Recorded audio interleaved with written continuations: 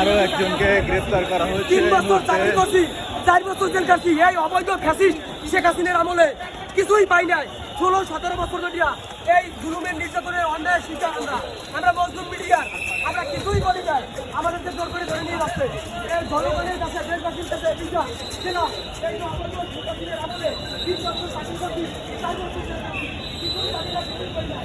আমি তোমার দোয়া করি, 18 ছিলেন না, 18 কেন এরকম করা হয়েছে? আমার জীবনে কি আছে? আমার জীবন তো শেষ করে দিয়েছে, আমার জীবনটারে শেষ করে দিয়েছে এই অবৈধ শেখ হাসিনা সরকার। আমি তো কিছুই করি না। আমার মোহাম্মদ আলামির হোসেন গাজী, আমার সিনিয়র সহকারী।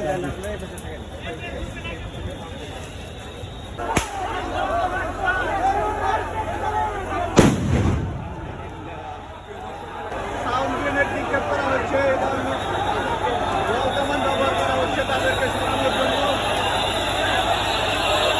রাবার বুলেট নিক্ষেপ করছে, তারা অতর্কিত আমাদের উপর হামলা চালিয়েছে। জান্নাত সরকারের ঊর্ধ্বমহলের নির্দেশনায় কিনা আমি এর প্রতিকার চাই, দেশবাসীর কাছে এর বিচার চাই, আমরা দেশবাসীর কাছে এটার বিচার চাই।